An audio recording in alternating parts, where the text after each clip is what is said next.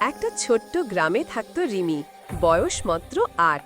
রিমি সবচেয়ে বেশি ভয় পেত অন্ধকার আর মাকড়সাকে। রাত হলেই সে কম্বল মাথায় দিয়ে শুয়ে পড়ত। এক রাতে আকাশে পূর্ণিমা। রিমি জানালা দিয়ে দেখল চাঁদ থেকে একটা ছোট্ট সাদা টুকরো খসে পড়ছে। সেটা ঝিকমিক করে নেমে এলো তার বাড়ির পিছনের বাগানে। রিমি ভয়ে ভয়ে বাইরে গেল, দেখে চাঁদের টুকরোটা একটা ছোট্ট উঁচু পাহাড়ের মতো জ্বলছে, আর তার পাশে বসে আছে একটা লাল রঙের মাকড়সা। কিন্তু সে মাকড়সা একদম ভয়ের নয়। তার পিঠে ছিল সোনালি ডোরা, আর চোখ দুটো হীরার মতো চকচক করছে। ভয় পেও না রিমি, মাকড়সাটা মিষ্টি গলায় বলল। আমি লালু, আমি চাঁদের আলো দিয়ে জাল বুনি। আজ আমার জাল ছিঁড়ে গেছে, তাই চাঁদের একটা টুকরো খসে পড়েছে। তুমি কি আমাকে সাহায্য করবে?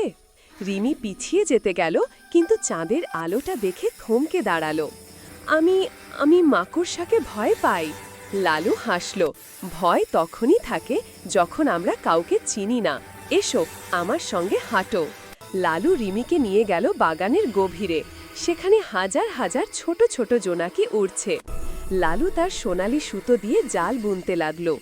প্রতিটি সুতোয় এক একটা জোনাকি বসে আলো জ্বালালো। কিছুক্ষণের মধ্যেই পুরো বাগানটা তারার মতো জ্বলে উঠল।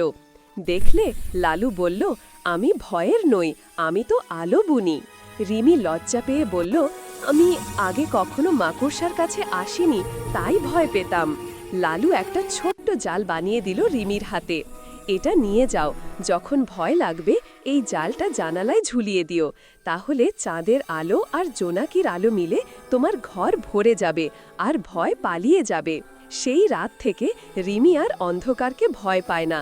সে প্রতি রাতে জানালায় লালুর দেওয়া জাল ঝোলায়, আর বাইরে লালু বুনে যায় আলোর জাল। গ্রামের আরও অনেক বাচ্চা এখন লালুর কাছে যায়। কেউ ভয় পায় না, কারণ তারা শিখেছে যাকে আমরা চিনি না তাকে ভয় পাওয়ার আগে একবার কাছে গিয়ে দেখো, হয়তো সে তোমার সবচেয়ে সুন্দর বন্ধু হয়ে উঠবে। আর লালু, সে আজও চাঁদের আলো দিয়ে জাল বুনে। আর রিমি বড় হয়ে সবাইকে বলে, আমার প্রথম বন্ধু ছিল একটা লাল মাকড়সা, যে আমাকে শিখিয়েছিল ভয়কে জয় করতে। গল্প শেষ। মুন ওলফ লাভ।